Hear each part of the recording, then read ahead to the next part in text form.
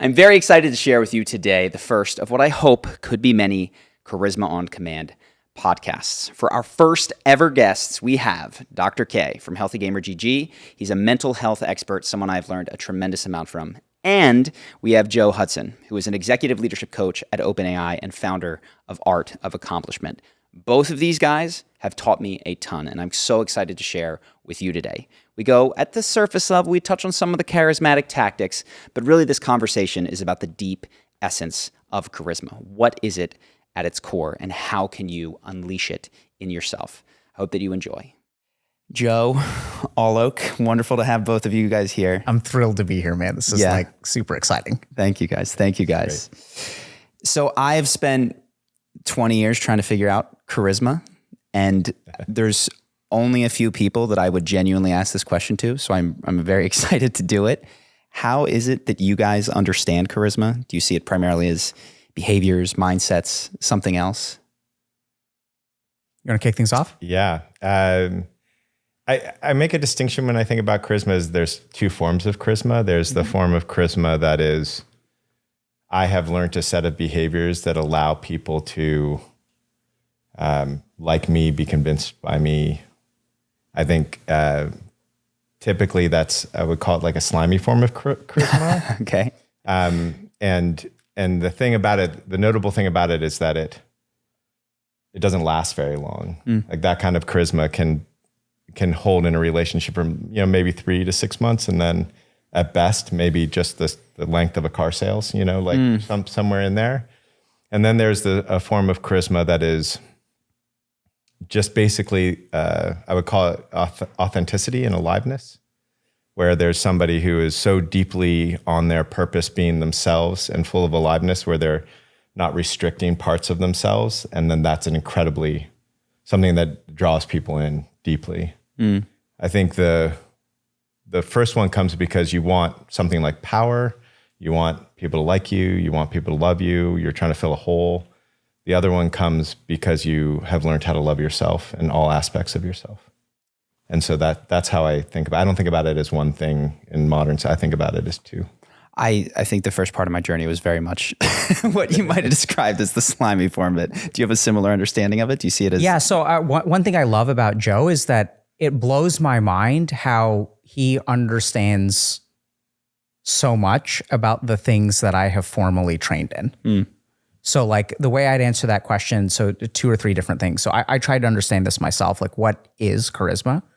So the first thing that I sort of realized from psychiatric training is that we think about charisma as if it's within you, right? Like charisma is an attribute of a person. But fundamentally, if you're on a desert island by yourself, can you be charismatic? Yeah. And so the first thing to understand that I think most people miss is that charisma is a dyadic interaction. It is about a response of something that you do that happens in the other person. So no mastery of charisma will be complete until you recognize that there is something in the other person that needs to be activated. Now the question becomes, how do you go about activating it? So this is where I think there's several layers to it, right? So we have and this is what's so fascinating about the research on charisma is it's so multidisciplinary. You have studies from leadership, management, business, like Harvard Business School kind of stuff. Then you have stuff about basic psychology. You have stuff about neuroscience. And then you even have charisma research from anthropology and history. So people will look at people like Rasputin and try to ask themselves, how is this person so charismatic, right? And because he kind of has this bad reputation, but is that sleazy? But it absolutely withstood the test of time. So I think that the way I think about charisma is in like all of those dimensions. And when I work with people, it's like working on, okay, let's understand what are the variables that make a leadership successful?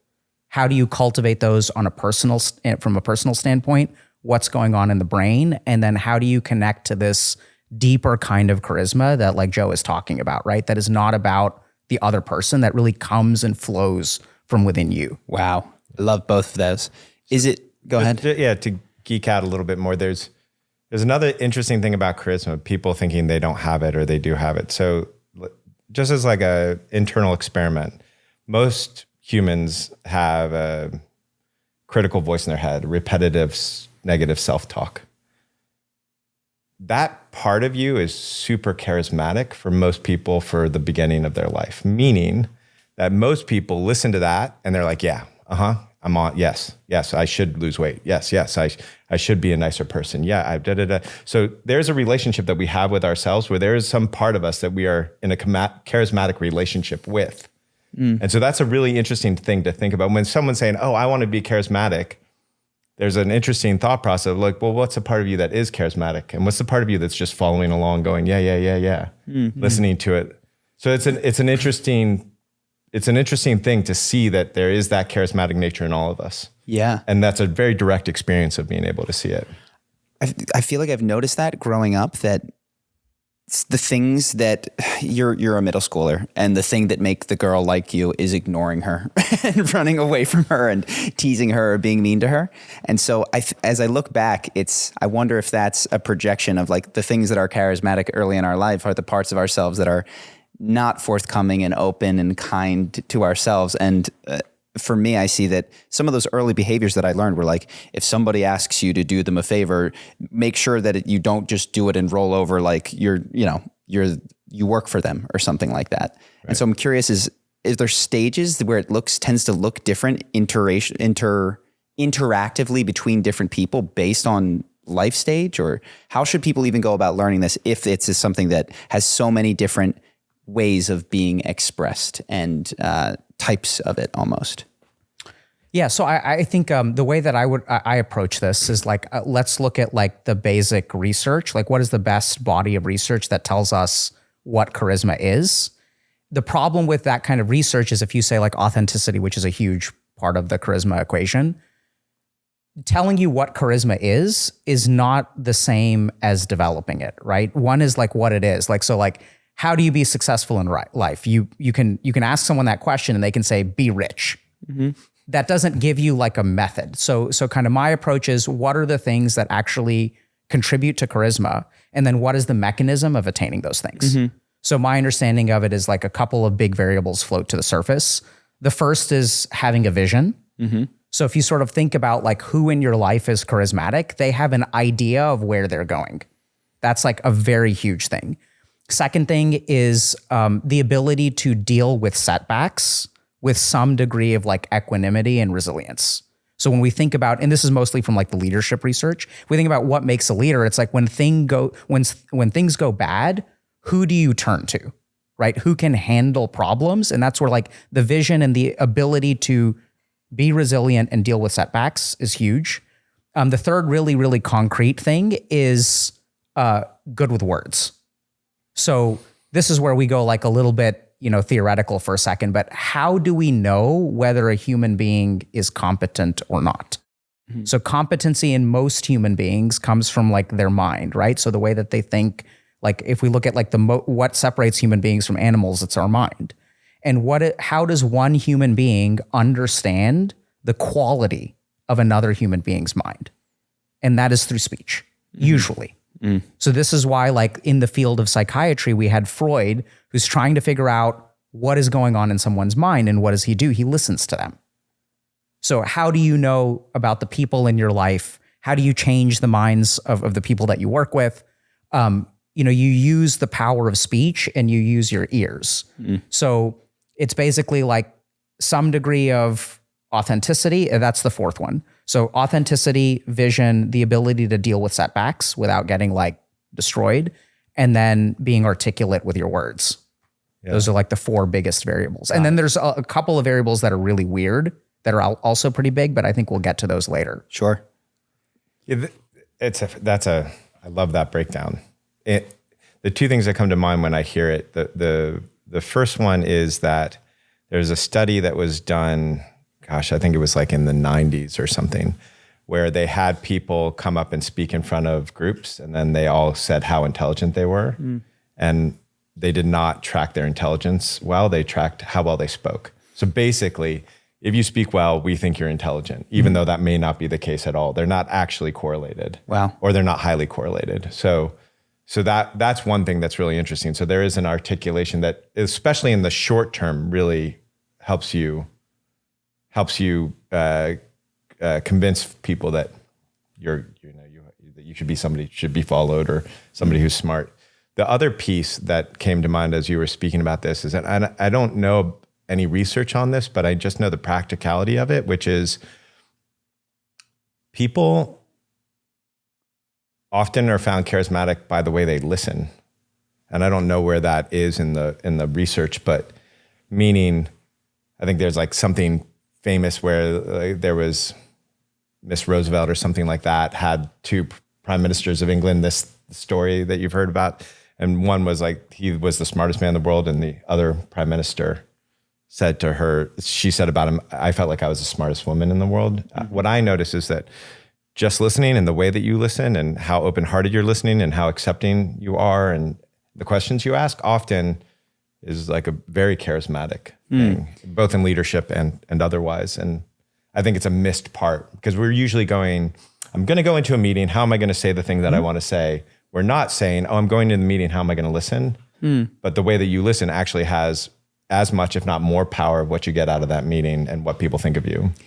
Is that age dependent? Because you said people miss this. I didn't make a video on listening for about 6 years. Right. Yeah. And I would say I still had a magnetism to people. So I was very focused on what I was saying, how people understand what I was saying. As I get older, I notice that shift. Is that something that is age or stage dependent as people get into it? What do you think of that? Because it seems like such a glaring omission, but at the time it didn't seem like a glaring omission. I mean, I don't think it's age dependent. I do think it is, in a sense, stage dependent. Okay. Right. So I think if we talk about, I love Joe's like very practical framework of like, there's the sleazy kind, and then there's like this deep thing. And the other variable that I was alluding to, by the way, is one study looked at very charismatic people and basically found a variable, which is like divinity. So if you look at like Joan of Arc and Jesus and the Buddha and Rasputin, some of the most charismatic people in the history of humanity are like spiritual people. So I think that if we sort of look at like some of these surface level things, and I think listening is a great example of something that cuts across the research, right? So there's a certain amount of authenticity that is related to empathy, that is related to listening. When you truly listen to people, what you articulate back to them, right, sounds so intelligent. So I think like listening is this beautiful kind of like thing that allows, it's kind of like it lets you check a lot of boxes. And I think basically you can start with some of these like skill kind of things, but I think the real charisma, like this transformative world shaping charisma, which each and every one of us have, in order to unearth that, like I think listening is one step along that process. And there's a very interesting mechanism which we can get into, but I think we'll get into that. Would love to. Yeah. Let's talk about unearthing it. I think as far as your stages go, I what I notice is that listening doesn't happen until you stop having something to prove. So Tracks. So that's that. I think, and which is again being in love with yourself or accepting yourself. The more you're accepting yourself, then these other things unravel in you. Good. I feel like I have because I've been trying to understand the way that you guys say it in my own frame. I feel like I have a good sense of it. So what is this process for unearthing it, for developing these vision, the ability to speak articulately, to listen well? How would you guys advise people to go about taking their first steps, assuming that my audience is often like from young 20s to upper 30s, if that's that typical stage of life? So I think maybe what I can do is talk about the 4 variables that I mentioned. And then I think the real conversation is going to be getting to that true charisma. And so I kind of want to like finish that off and get into this discussion of loving yourself, which is still confusing to me, by the way. So I'd love to hear what you have to say. Right. So the first thing is a vision. So I think a lot of people, if you look at like their direction in life, like they sort of don't have a direction.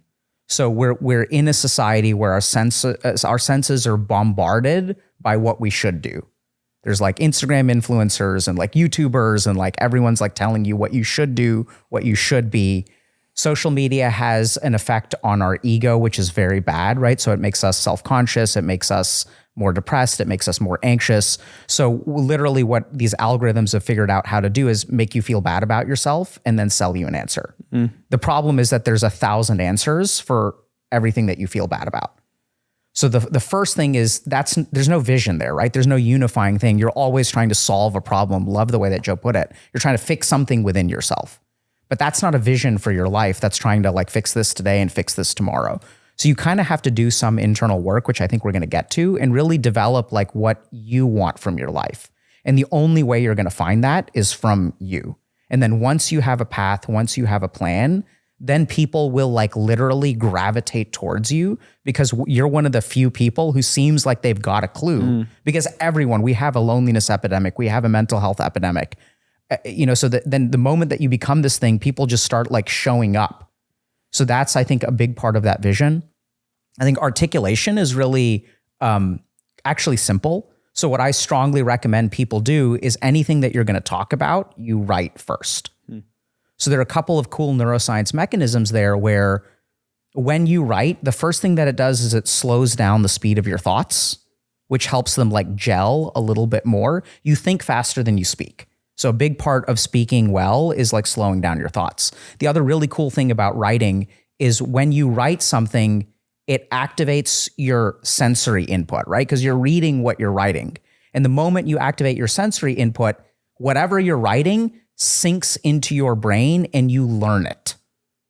Now, once you know something, then when you open your mouth, it sounds really good, right?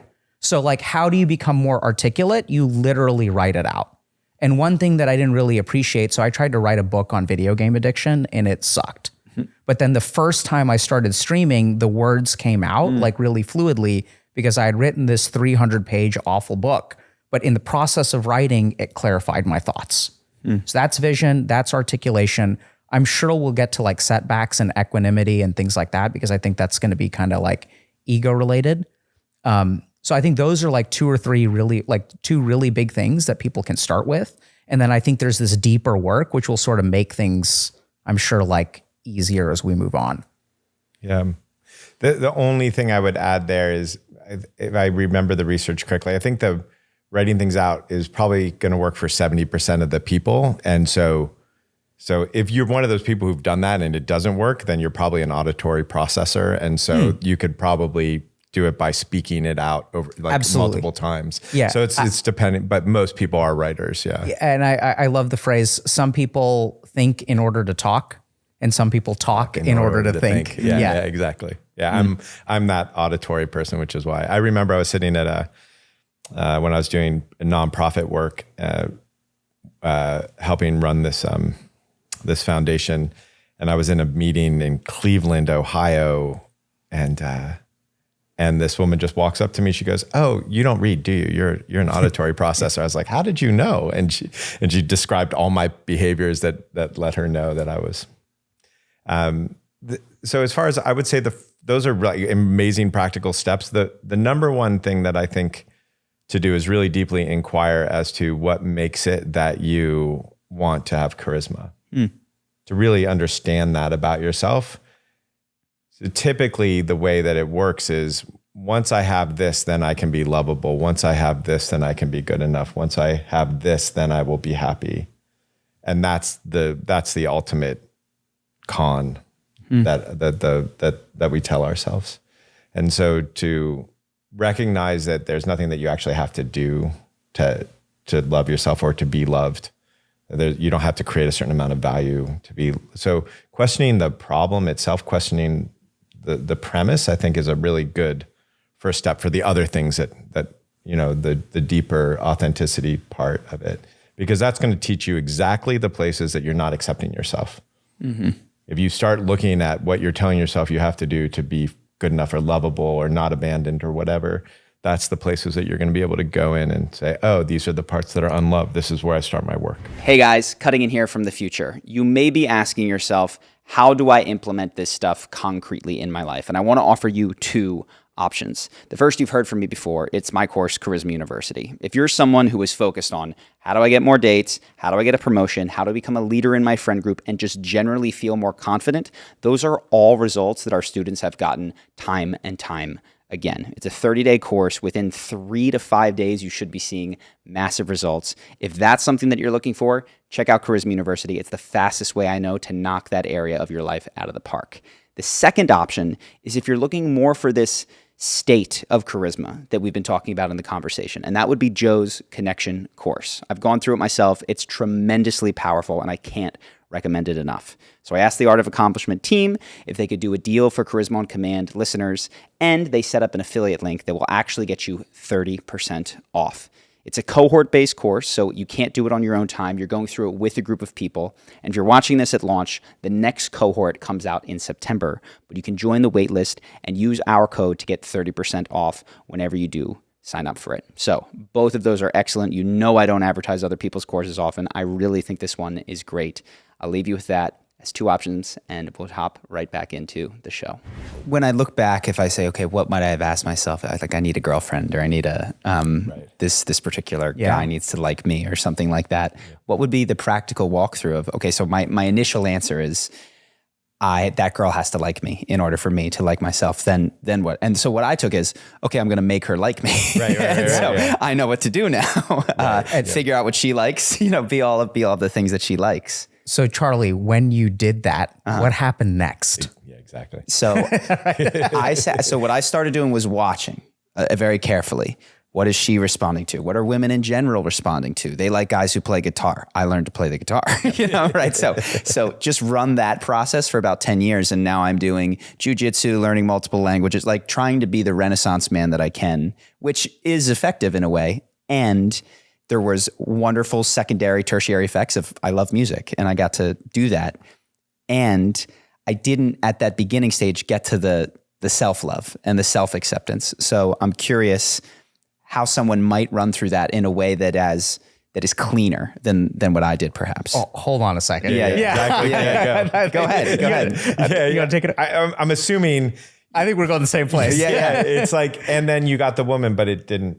Right. So that's what what I want to hear about. Correct. So don't fast forward to 10 years when you started doing the deeper work. Yeah. I want to know 1 year in, right? So let's everyone who's listening to this is like, but I think we need to hear when you started getting in shape, when you started playing guitar, when you started making money, 2 years in, 3 years in, you did get the girl, Charlie. Yeah.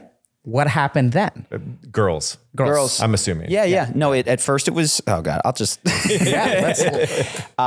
at first, I felt like king of the universe. It was the greatest, most thrilling, excited thing that I could ever imagine. I didn't understand why everyone in the world wasn't quitting their job to go out to bars and flirt and receive validation. It made no sense to me. And when I saw, the occasional 40 or 45-year-old at the bar, I was like, that guy gets it. Like, that guy, he gets it.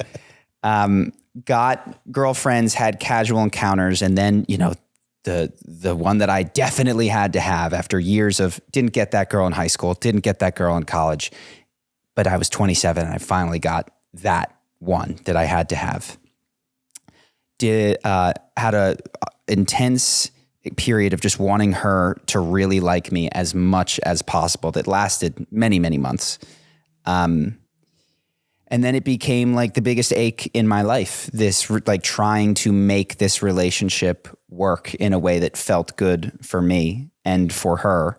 I was still seeking, I still want to be in a non-monogamous open relationship because I need all the attention from multiple women, but I have to please you as well. And I want you to like me. And as I reflect back on it, I understood my own happiness to be how much smiles, applause, and needing is being directed at me from my primary partner and other women that I was casually seeing. And then my hair started falling out, and and I'm going to tee this up, I assume, and you can spike it over the net, Joe, because I'm pretty sure we're going to go the same place. But so this is what I see, and it's so challenging because sometimes people will come to me and they like want to be better, right? They want to be accepted. They want to be loved. And then they think like, okay, like clearly people respect dudes who are ripped, dudes who are rich. Let me be that so I get their respect. And then they fall into a very dangerous trap, which is that they succeed. And then there's this huge problem arises, which is like basically unsolvable. Now, you love this girl, you're into her, you're crushing on her, you hate yourself for it. And you feel powerless, but you want her so bad. So you do everything that you're supposed to do. And then she says yes. And then when you go home, you're wondering, who is she in love with? Who did she say yes to? Did she say yes to this crafted version? But what about the loser that I was before? What if I ever become that again? What if I start losing my hair or I start making less money? So now what you've managed to do is get exactly what you want, but it's like a house of cards that could get wiped away at any time. There's this really scary like fear of abandonment because you haven't been accepted.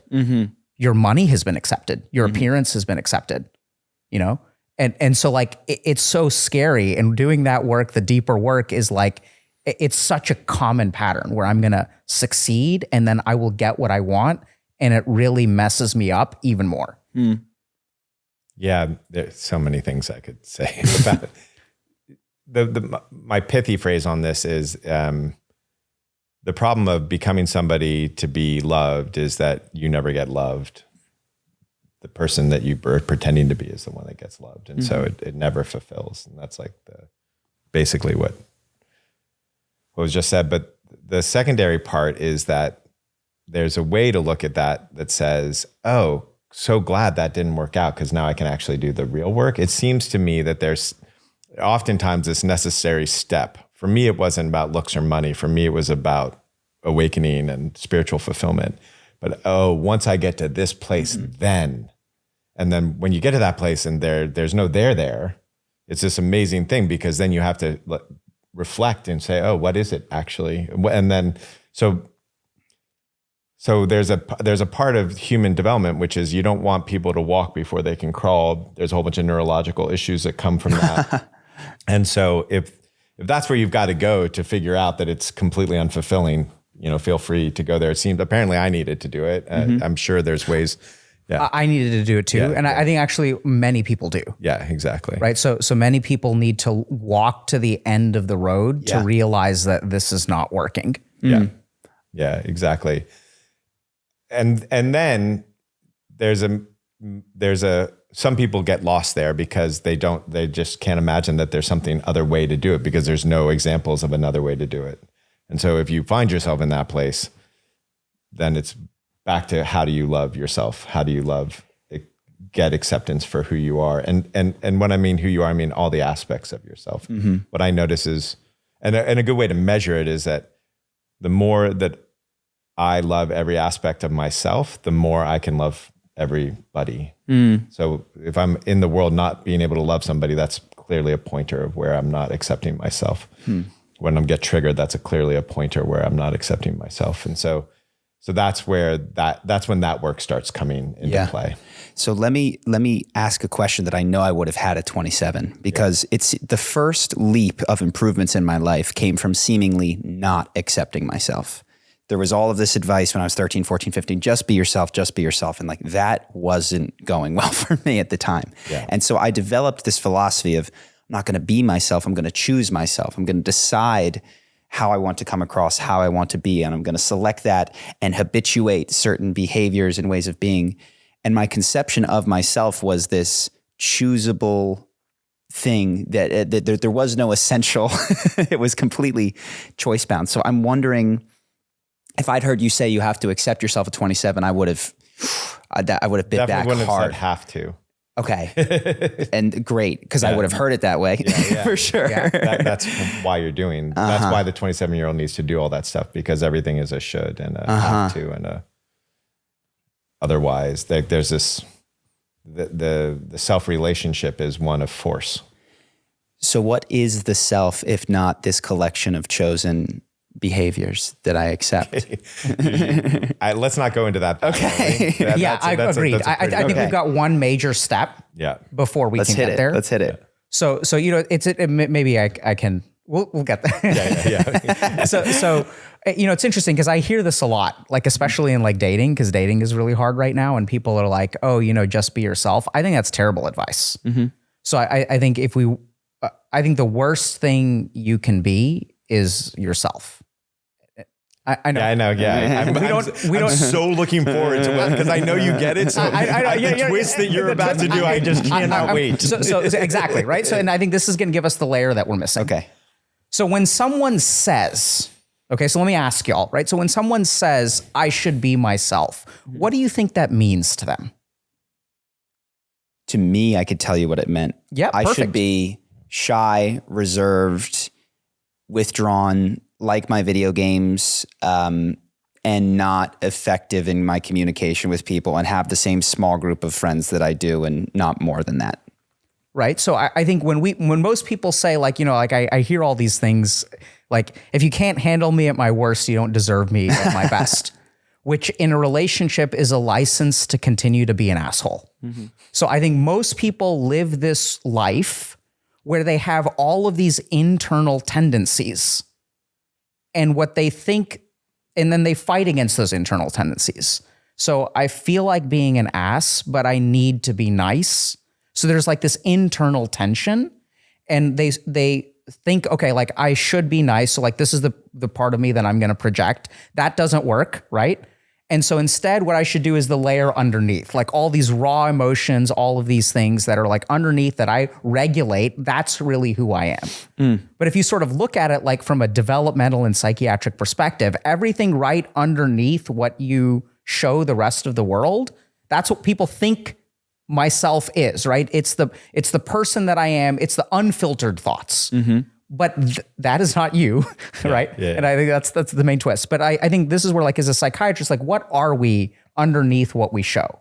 We're like a pile of disorganized attachment styles, mental conditioning, like mental habituation, a lot of internalized shoulds, haves, whatever, right? So when someone says, you know, if someone can't handle me at my worst, they don't deserve me at my best, there's a core, like, brutal, unlovable part, and they want that acceptance. And so it's kind of weird, but like, you know, I think that the parts underneath you kind of need to be fixed, need to be healed. I'm sure you don't use the word fixed, but I do. Yeah. Right. So one of the interesting things is I do think that if you look at it from like a clinical perspective, there is a bad way for your mind to function, and there is a good way for your mind to function.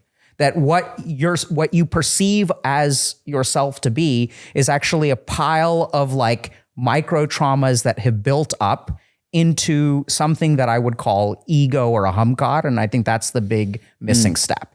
So a lot of this, like, finding authenticity is about actually getting rid of your ego. And it's interesting because Joe keeps on using the word love. I don't know what that word means. Yeah. Right. So I'm sure we're talking about the same thing, but that language has never made, like, the concept of self-love. If you ask me today, do I love myself? I don't know what that means. I just am. You know, I don't have I would even say, like, the goal is to not even have a relationship with yourself, because the moment that you have a relationship with yourself, a relationship is between two things. And my path to self-acceptance, I wouldn't even call it self-acceptance, because that means that someone is doing the accepting and something is being accepted. And that's actually duality. That's division. That's not the real self. That's a very subtle form of ego, right? And I don't know if that makes sense, so we can Absolutely. get into that, right? Yeah. So and just the word love has always been confusing to me, because I don't know, like, what people mean by that. Yeah. So it's interesting. There's two pieces I want to go down. I want to address that because I see some semantics that can be switched around for us to see that we're talking about the same thing, that I think we know we're talking about the same thing. And then, but there's one other part that I want to talk about, which is there's a brilliant design to humanity, is what I notice. And it relates here, which is the first part of it, say, call it two parts, right? The first part of it is that the feeling that I'm trying to avoid feeling, I'm inviting in exactly the way that I'm trying to avoid it. So if I don't want to feel like I'm a loser, then I am going to do all these things, play guitar, get the girl so I don't feel like a loser. And in that, you got to feel like a loser, right? So we do. When I was in my 20s, it was abandonment. I emotionally abandoned. My dad was an alcoholic. It was like my mom was an Al-Anon. There was just no way I was going to be emotionally abandoned. So every time I started to feel that abandonment, I would do one of two things. Yeah, fine. which had clearly made somebody abandon me, or I would be, would you please? Which also makes people abandon you. And so I was inviting the thing. The reason that our system does that, as far as I can tell, is that when we were younger, we got certain things set in place that said the micro traumas, which basically said, you're not allowed to feel this thing. Don't feel like a loser. You're not allowed to feel like a loser. You're not allowed to feel unloved. If I felt abandoned by my parents, I'd be like, crap, like the people who are supposed to take care of me aren't taking care of me. It was just devastation. Don't feel that. And so I'm keep on recreating circumstances to bring that emotion back up so that it can finally be welcomed and loved. And so for me, what that means is literally, if you think about the love part of it, and I don't do it because I'm supposed to love and accept myself all as is, though that's exactly what I'm doing. It's also, using slightly different language, it's also the most efficient way I've found to heal those micro traumas, which is micro traumas generally are, here's a whole bunch of part of you that weren't loved and accepted. And so you have contorted yourself out of who you are to get the love and acceptance that never actually fulfills. So, okay, I won't be scared, mom. I'll be strong, mom. And that, like, now that part of you is unloved and it's in the background. And so your authenticity, in my language, is all the unloved parts being able to be there. And so the very most effective way, and you can't jump to it, you have to actually, there's some steps, but eventually the most effective way that I notice is to love the parts of yourself that you are not accepting. And and the other word would be welcoming the parts of yourself that are accepting.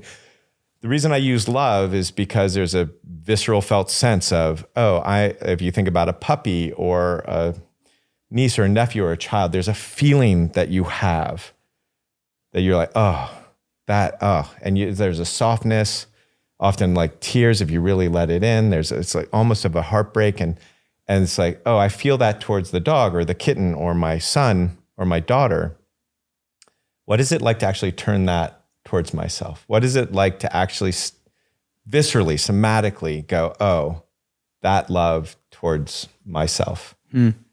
And just like essentially you're like, there's nothing wrong with you, but there is these things do need to be fixed. And we'll say that so that you can have that moment. Similarly, there is, from what I notice for myself for a long time and for most people that I work with, there is two sides of the self. And this is what I notice is this is one of the paths, one of probably 10 paths that I'm aware of that allow people to actually get out of duality into non-duality. So yeah, we're both saying, yes, we'll agree with you that there is a problem here so that it's a more effective way to work on it.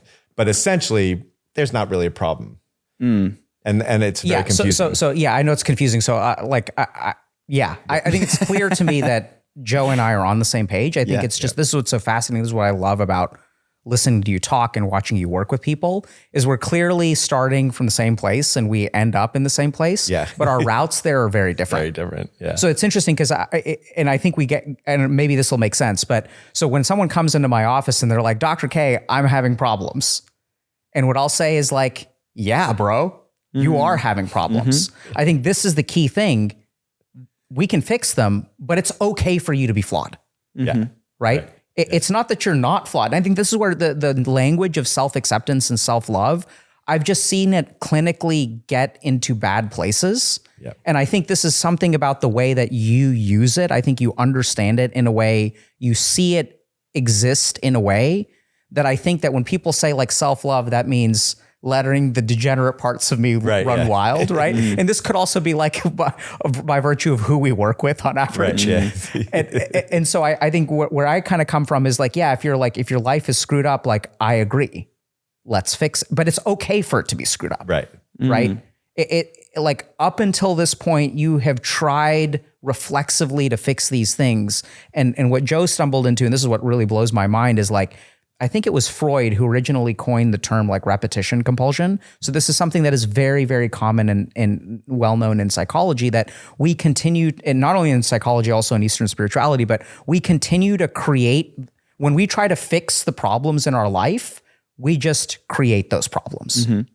And you know, Joe offered a really great example that I'd love to flesh out. So I work with a lot of people with narcissistic personality disorder, borderline personality disorder, sociopathy. And these people, like, you know, in borderline personality disorder, you have a fear of abandonment. And so what happens is when you're in a relationship with someone, you're like, this person is going to abandon me eventually.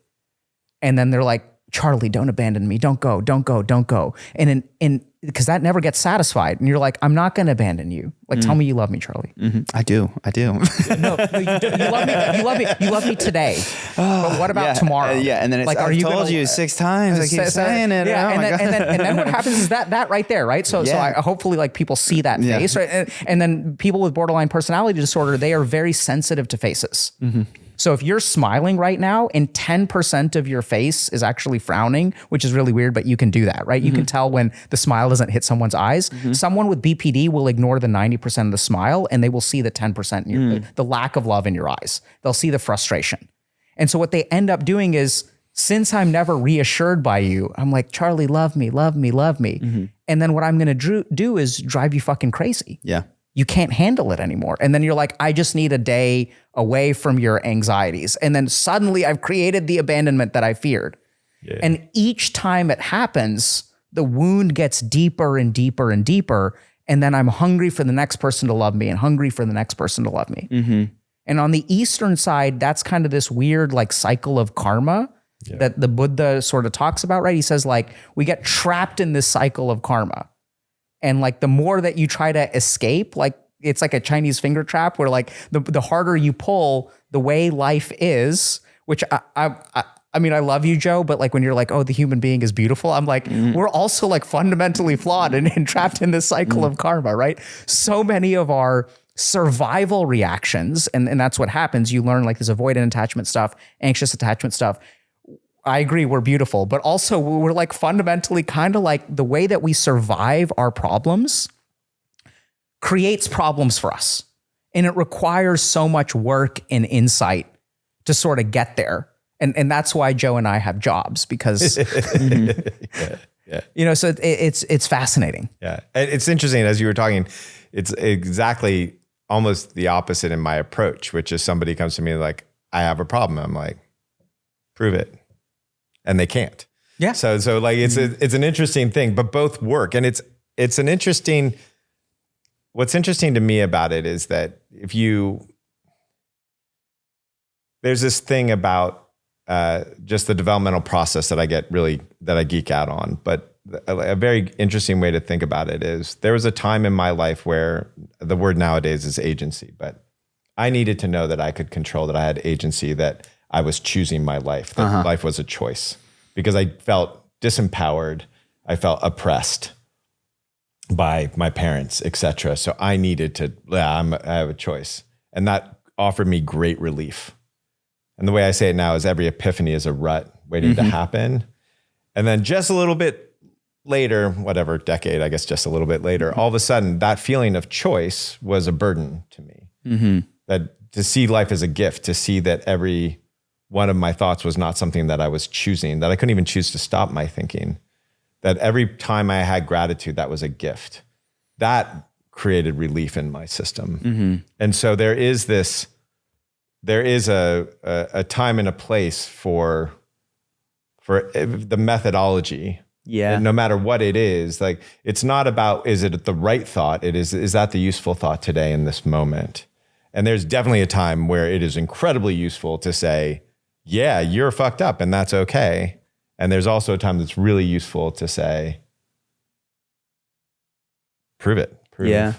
Could I share with you a model that has really helped me with this? Because I have been, the everything is a rut has been so challenging for me, because I was like, I've already tried surrendering. I did that when I was 15. It didn't go well. So you can't surrender. Yeah. We'll get into that. So the model is, I think it comes from Michael Beckwith, but I'm sure you're familiar, like to me, by me, through me, as me. And if you're not, it's this idea that people start in something called victim consciousness, which is life is happening to me. And I live in a state of like, whose fault is it that things suck so much, basically? And just please don't be my fault. It's somebody else's.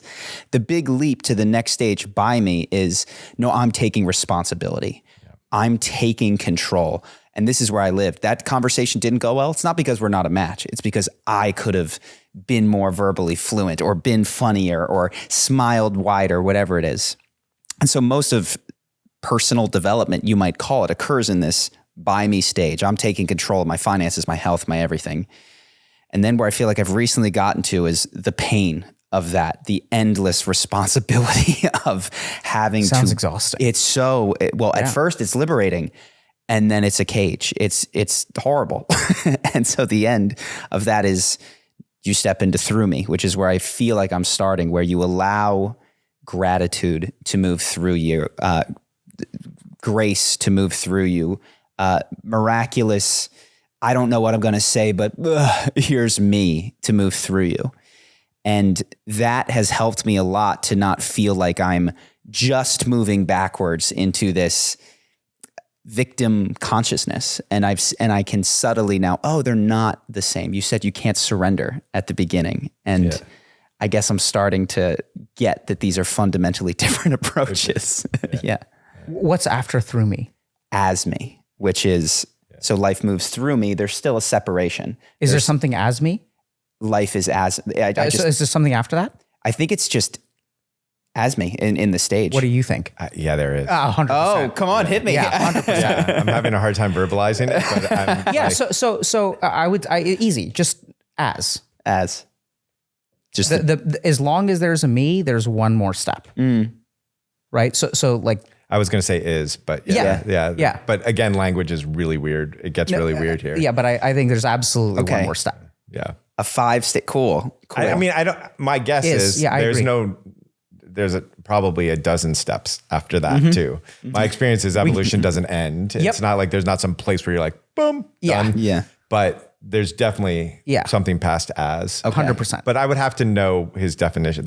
You could geek out on this forever. Yeah. But what I do notice about the developmental cycle generally is that each new phase isn't it's an integration as well. An inclusion. You're seeing something new, but you can't stop the integration. Meaning, I am walking, but it doesn't mean I now can't crawl. Yeah. So that's interesting because I think in psychiatry we have a great phrase that really stuck with me, which is growing up is the process of abandoning what works. Yeah. Right. So and if you look at people who have these patterns in their life where they're stuck, like chasing, like, okay, like so it sounds like you did it all, Charlie. You got in shape. You learned how to play guitar. I exhausted multiple languages, right? Yeah. So like you had something in it worked, right? Yeah. Like you got the girl at 24 and then got the girl at 25 and then got the girl at 26 and you keep on doing more and more. It's working. Mm-hmm. The process of really growing up is getting rid of what works. Yeah. So you kind of refer to it as an integration. I know it's going to be weird. I think we're golden, but I would call it disintegration, right? I would call it getting rid of something, like literally getting rid of something. So getting rid of your old patterns, getting rid of, and so going to this place of even there's no me left, right? So you're like getting rid of a certain pattern of interaction. And like a good example is like when you're 2, you can kind of cry and you can get away with it. I have some patients that continue to have temper tantrums when they're like 26, 27, 68, and they're throwing temper tantrums. And in order for them to grow, they have to get rid of the thing that their spouse tolerated that allowed them to get their way is what you sort of have to get rid of. Yeah, absolutely. Both are true. There's an integration and a disintegration. Yeah. And especially with the sense of self, there's a disintegration. But even in that, there's also then my experience. I think we're going to jump the shark until we get to the what am I question. We can talk about like where that goes. But yeah, I don't want to get there. Well, I'm out of my depth now, so I want to let you guys steer from here on out. I think we're okay. Like, let me just ask, like, Charlie, can you summarize what we've covered so far? Yeah. Where are we right now? I appreciate it. Because I think we got to go there, and I don't know how much longer we can So we wait. started with this idea of charisma, and what is it? It's an ability to vision and communicate clearly and to listen well, and there's all of these behaviors. And then what I heard, this is as I piece it together with my own understanding, is there's a social mask that is, hey everyone, it's that thing. Then there's what I'm going to call an ego, which is you have to take me and accept me. And I'm like, I am this thing. And it's an unconscious belief of this is what I am. And there's something deeper than that is, I'll call the self here, that is unified and has the effortless quality of charisma, it sounds like, in this. And that at different stages of one's life, there are many different approaches to doing it. And one is to fix all of the surface level problems, to get the girl to do the thing, to do the this, to do the that. And another way in is to realize there never was a problem. I didn't need the girl. And my way has been, I guess you could call it top down. Yeah. And it sounds like as was our way, Yeah. probably. Yeah. Sure. So beautiful. Yeah. So I'm thinking, if you There's one more piece to it that I think would actually tie it together. So in the Greek of charisma, it was it's a God-given gift or God's given gift. Mm-hmm. It's this thing that you don't actually you don't get choice in. It's just a gift. Mm-hmm. And I think most people take that as some people were given it and some people weren't given it. And I don't know how they meant it, but my guess is somebody along the line meant it as, no, that's the gift all of us are given. And whether you call that gift the thing that is not separated inside of ourselves, or you call it awareness, or you call it a disintegrated sense of I, or you call it the evaporation of ego, or whatever that is, that thing is probably what they're talking and pointing to when they say, like, the religious people often have a huge sense of ego, a huge sense of that's true. That also can be true. Very common. Yeah. Also have this sense of that divine gift that we all have, and so they see and feel that and live through that process often, even if it's distorted through trauma or whatever. They have that thing, and that's where we're pointing to when we start talking about the self and what is the self, and is starting to see that the ego, which you defined as, I think I'm this and this and this, I also define it as, I don't think I'm this and this and this, right? Somebody's like, no, I'm not that pretty, also ego. I'm not a loser. I'm not a loser, also ego. And so there is this, and when I'm speaking to the idea of there's your authentic self, that's what I'm speaking to, right? I'm not saying you need to be fixed, because that doesn't need to be fixed. And absolutely, there's work that needs to be done for you to be able to see, to understand that's who you are. So that's So if I'm sort of feeling like I'm going to offer some language that, and maybe once if y'all like the language and it feels like it's a model that kind of works, then we can get to the real stuff. Yeah. So, and it blows my mind once again, Joe, that I don't know how you learned this stuff, but I spent literally years, maybe you did too, but years in India and South Korea and Japan and stuff, like at monasteries and things like that. But so I like this term ahamkar, which is the Sanskrit word that loosely gets translated as ego, but the technical translation is the feeling of I, right? So anytime you say I am ... that is not actually what you are. That is the ego, right? So this is where when Joe is saying, I'm a winner, that's ego. I'm a loser, that's also ego. And so I know it sounds kind of weird because we think we are these things, but I'm a doctor, right? That's, if I were to say I'm a doctor, everyone would agree, but show me. Yeah.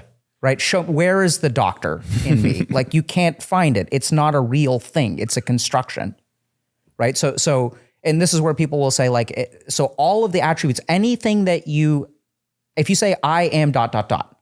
anything that comes after that statement is part of ego. And this is really confusing for people, because if I say I am a man, right? And because everyone's that's biological, right? Where I'm not trying to get into gender rights or whatever. I mean, in a very technical sense, forget about morality and what's right or whatever. Let's talk scientifically. How do I know I'm a man? Charlie, are you a man? First blush is yes. Yeah. So how do you know? I look at my genitals. Great. So let's say you have testicular cancer. You have to have your testicles removed, right? So this is like work that I've literally done. I've had patients who have a double BRCA negative mutation who have to have double prophylactic mastectomies. I've had patients who have hysterectomies. The uterus needs to be taken out at the age of 24 because they've got really bad fibroids. If I remove your genitals, are you still a man? I don't know. I think so. Right. So then some people will say like you still have XY chromosomes, right? So is that where man comes from? Is it the genitals? Like what part of you makes you a man? And ultimately everything can be taken and will be, it seems like, right? Right. So this is where even there's so many foundational things about our identity where I love Joe's language of like, show me, like prove it to me. Right. And we're so trapped in this idea that I am something. Whereas if we really look at like kind of what we are, you change, your thoughts change, your emotions change, your identity changes, your body changes. So none of those are really what makes you, right? Like if I lost an arm, I'd still be me. I was still me before I graduated from medical school. People think that you become a medical doctor when you get your piece of paper and you finish medical school. I know the day I became a doctor, it was 6 months after I got my MD degree. It was like when I was on call and someone asked for my help and my senior was unavailable and I was able to handle it. That's when I was at a wedding and someone was like, is there a doctor here? And you're like, okay, yeah, no, this person doesn't need to go to the hospital. It's a panic attack, not a heart attack. If I'm wrong, they die, right? So like there are moments where we have this feeling of becoming, but that's not really who we are. So the ahamkara is when you say to yourself, I am a winner or I am a loser, it feels that way and it feels true to you. And that's the way the ego is. But if you kind of think about it, like I can't biopsy you and find either of those things. And so a lot of what we're talking about in terms of this deeper charisma, this authenticity, that comes from the layer, that divine connection comes from the layer beneath ego. Because as long as you are chasing ego, you're going to get back to this trap that we talked about with you, where it's like, I'm going to be better, I'm going to be better, I'm going to be better. But the more that you become that thing and the more that people love the shell that you become, I'm going to become rich, I'm going to become handsome. It doesn't actually solve the problem, right? And this is how you become narcissistic. This is how you become hypersensitive to other people's judgments. This is why you can't leave the house unless you get a nose job. That's all the growth of the ego. So this is the biggest problem, is that so many of the things that we do to fix the problems in our life, as Joe said, just make them worse. It's really well said. The way I give people potentially a direct experience of this is like, try to get in touch with the thing that you've always been. Like that there's never been one moment that hasn't been true. And there's a sense that happens. The words can't come to mind, but there's a sense of that, which is that place that is beyond the ego. And there's this very weird thing, and I'm really curious about your thinking on this, which is again, every epiphany is a rut waiting to happen. There's a place where fighting the ego, really important, like disintegrating the ego, really important. There's also a place where it's really important to say, oh, there is no ego.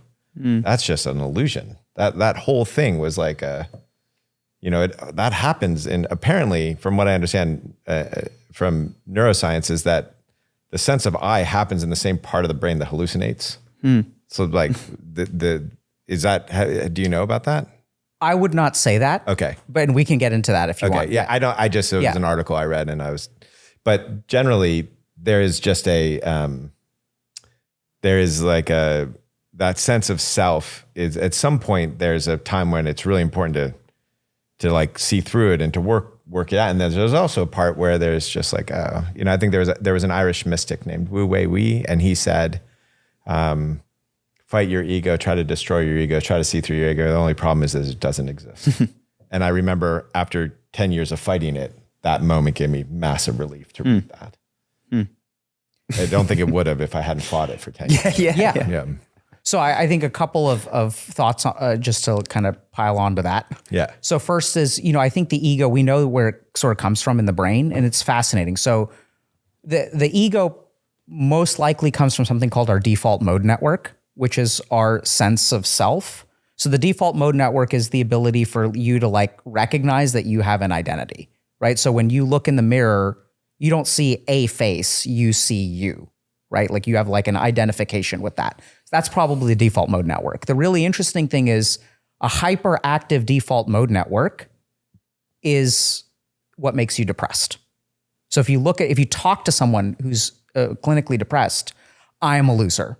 My family is better off without me. It's always me, me, me, me, me, me, me. I can't do this. I can't do that. And they don't think about anyone except for themselves in a weird way, right? So like if you're really struggling with depression, you'll notice that you're looking at yourself, you're thinking about yourself. I go out with my friends. I'm thinking about how I look. I'm thinking about how they would have more fun if I wasn't here. I'm thinking about how I should have jumped into that conversation. I had something really funny to say, but I didn't know how to jump in. And now I'm not saying anything. And now I'm just sitting here and like. And they're like the exact opposite of charismatic. Absolutely. They are the people that everyone's like, Yep. oh God, I just don't want to work with you. Please don't sit next to me. No, they're coming over. They're the people. They're creating that reality. And it's because they're the farthest away from that authenticity and sense of their self, whatever you want to call it. So I think I love the way you brought that back. So I think the more internally divided you are, that fundamental charisma. So you can be car salesman charisma by being internally divided. You can think one thing and be slick on top. That doesn't last long. The core of this charisma I think we're talking about is to not be internally divided. As long as you are feeling anxious and pretending to be confident, you can pretend to be confident. You can appear confident. You will never be charismatic. I feel like we're gotten to a really important core, which is this lack of internal division or just a wholeness. Absolutely, right? So that's where the authenticity, because the moment that I have something within me and I'm pretending to be something else, that's not authentic. And that when I'm saying be yourself, it is that sense of wholeness that I am pointing to. It is that thing. Oh, wait, that's the thing that I've always been. When you went there in your mind, or the people who are listening, if they went there, that wasn't like two parts. That was a sense of oneness, maybe not even with self, but with everything. Yeah. So beautiful. So I think this is what's really cool about the default mode network.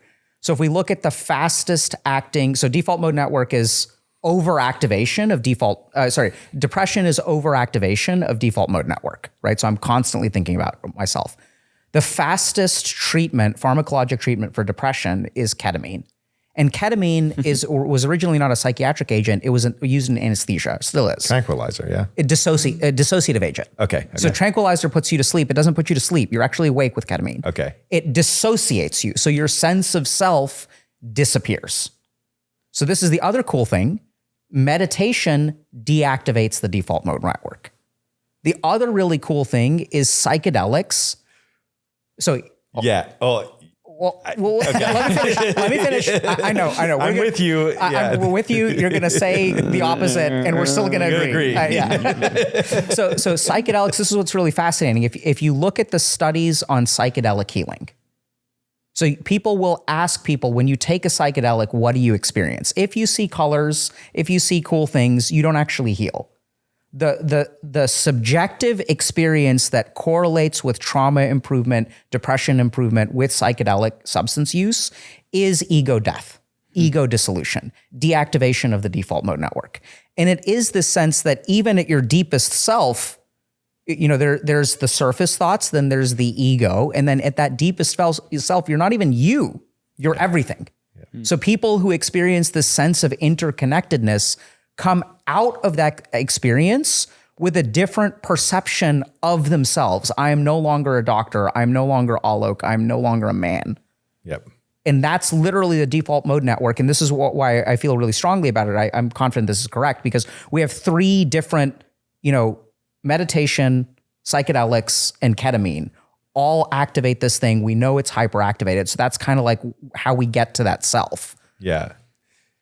Okay. I'm going to geek out for a bit. First of all, I want to just put a warning out to anybody who's listening to this. Ketamine is highly addictive. I have seen some great human beings get completely fucking destroyed by that drug. Agreed. Don't use ketamine. Yeah. Or use it really sparingly, really well with really great people with you. But so that's one thing I want to say, just because I've suffered personal grief and loss through that. The second thing is, I agree meditation does exactly what you're saying. At a point, meditation does exactly what you're saying. There's a point where people meditate, and how they meditate, they're reinforcing their ego. And so there's also that. So if you're meditating in a way where you're not trying to manage yourself or control yourself, then it's a higher chance of that disintegration happening than when you're trying to manage and control yourself. Saying that because I did that for a decade, and I know exactly what that's like. Yeah. Which I think is actually part of the journey and important. So that's the things there. I think I couldn't agree more with the default mode network. I didn't know about that. It's like such an amazing. I'll send you some stuff. Yeah, please. That is really cool. And my experience is those are 3 ways to do it, and there's other ways to do it too. A sense of loving yourself, I find, also does that same thing, because one of the aspects of the somatic experience of love is that you're not giving or receiving anymore. Like if you deeply go into that state, it's a lot like an amazing orgasm that you might have, like not the kind of like a porn orgasm, but the orgasm where you disintegrate is another place where you can find that. Love is another place you can find that. Deep intimate relationship is also a place you'll start noticing. We'll do this thing with groups where you've got like 6 or 7 people, and this person is anxious, and we'll ask this person to hold the anxiety and literally feel the anxiety, and they can basically no longer feel it. Tell me about that. I don't understand it. So I'm just trying to understand even the logistics of it. So you're in a group of people, 2 people are feeling anxious. You ask one of them to hold? No. Let's say we're working with one person and they're going through something, and we'll ask people to hold their emotional states. And it makes it, in a group, it makes it that other people can't hold the emotional state. It's a really fast, let me make it really practical. You've got a husband and wife dynamic, and the husband always worries about money. And the wife is always like, relax, it's okay. And then one day the husband's like, I'm not worrying about money anymore. Guaranteed. Or you're in a business meeting and there's the naysayer. And finally the team's just like, I'm done with this naysayer. We're going to get rid of this naysayer, and then come back to that group in a month and there's a new naysayer. So there's this interesting dynamic of seeing, when you see yourself through a community, there's a sense of self that disintegrates. The best experience of this, when this is fully understood, happens in that I've ever heard. I can't pronounce her name, unfortunately, but it's this tribe in Africa where if there is a husband and wife that are having a problem, they don't see it as a husband and wife problem. They see it as a community problem. This is the way that in Ayurvedic medicine, my fingernail is kind of rigidy. That means it's a digestive problem, which I can also see in my eyes. They see this as a symptom of a community problem. And so the entire community comes and works with that couple to heal that, because that's how they're going to heal their community. I feel really moved as you talk about that. Yeah. It's beautiful. And that also is a disintegration of the sense of I, that it's not actually me. So I think there's lots of ways to do it. And every single one of them that I have ever run across, deeply healing, crazy healing. And as a matter of fact, when we do some of the work where we're asking other people to hold emotions, that experience of non-duality, of seeing self as everything, happens consistently. So there's there's lots of modalities that I have found or experimented or played with that bring that thing, and every single one of them deeply, deeply healing. They restore wholeness by... No.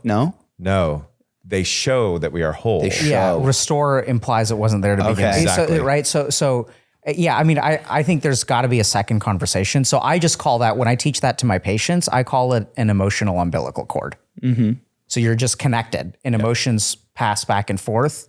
It's a really useful technique to use from a manipulative standpoint, right? So if you're like in a challenging work environment, I call, so someone taught this to me, one of my mentors, sitting in someone's seat, right? So if someone has a pattern of behavior and you start engaging in that pattern of behavior, it'll flip.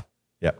There's a certain amount of energy, and I'm just using that as a general, there's a certain amount of stuff that is non-physical that exists between us. And if I don't hold it, you will. And this has been shown in research. So like, because I want to go back to it, but this is really cool. So if you have a child with an anxiety disorder and you have a parent with an anxiety disorder, if you treat the parent without touching the child, whatever benefit the parent gets will get translated over, not one-to-one, but will basically get translated over into the child. Yeah. Right? So we share emotions, and there's all kinds of empathic circuits that get activated. This is also where like charisma kind of comes in, right? So when you're authentic and you're not internally divided, when there's no car salesman, right? So like when we're sitting with a car salesman, we kind of get convinced, and this is why they use tactics like timeshare presentations. They know that we're not going to trust them. So they emotionally manipulate us. Yeah. They figure out how to do that. But even when you're in that situation, you can empathically detect that undercurrent of what they're not sharing with you. So the more unified you are, the more authentic you are, the more not yourself you are, the more connected you are, the more that will create this dyad of charisma. That takes us back to the beginning of the dyad. I love it. I love it. So I think the one thing that, we've talked a little bit about is like Charlie's journey. Joe had a journey. It sounds very similar to my own in the sense of you have to go through the motions. You have to kind of do things the wrong way to realize it doesn't work. One of my favorite stories about this is if you sort of look at these spiritual leaders from the Indian subcontinent. In ancient India, we had 4 castes, and the Brahmins were at the top, and they're the priests, they're the teachers of meditation, they're the gurus. Then you have the kings, the kshatriyas below them, they're like nobility. The really interesting thing is that all of the enlightened people, not all the famous enlightened people that come out of the Indian subcontinent, none of them are priests. None of them are meditation teachers. Oh, interesting. They're all kings. So Buddha was a king. Krishna was a king. Ram was a king. These are considered incarnations of Vishnu. Even Mahavir, the founder of Jainism, was a king. So one time I had a question for a teacher of mine. I was like, why are all the kings getting enlightened and none of the priests? And the answer is really interesting. It's that you have to chase material things, get them, and then realize it doesn't work. Right? So if I tell anyone at home, like, oh yeah, like, discover your true self, and like, you don't need to get the girl to be happy. There's a seed of like, I don't know that, right? You have to actually try something, realize that it is insufficient to really look for something more. So you guys both have these conversations with people on the internet. You coach. Yeah. Tell me, you're listening from your gut. You're picking up things. Like what is going on as for both of you? Because what I see is you seem to make people have these intellectual breakthroughs where they sort of see themselves in a different way. And people will cry or laugh or just unfold or unwind in some way. Yeah. And what is going on in each of those encounters, those ways of being? The most essential is I'm listening. My experience is I'm listening. I'm listening to myself. I'm listening to them. I'm vulnerable in the listening and in the asking of questions. I'll often ask questions where I literally pucker to ask the question, and I usually know that that's a really good question. There's that feeling of vulnerability. There's a deep impartiality in me, even though it doesn't look like it, where I don't think I need to get that person anywhere. I'm not there to help them. There's not a lot of I in the equation. So oftentimes at the end of it, I don't remember what happened. I don't know if it went well. And I don't care. It's like none of that. When I say I don't care, I don't mean I try not to care. I mean, I don't even conceive of it, care. And then deeply empathetic, I'm feeling the thing they're feeling. So oftentimes if I'm working with somebody and I'll say, yeah, what's going on in your gut? I can't even see it, but because I'm so empathetically in with them that I'm able to feel it. I feel it through my own body, through my own system. So we've talked about that. You said that navel or the umbilical cord. How do we feel that more effectively? How do we attune empathetically Is that something we've already discussed? So what my experience generally, and I think this is a place where we might disagree. There's a Zen story about a young and an old monk walking down the path, and the young monk says, "Oh, I can start to like know what people are thinking." He's like, "What does that have to do with awakening?"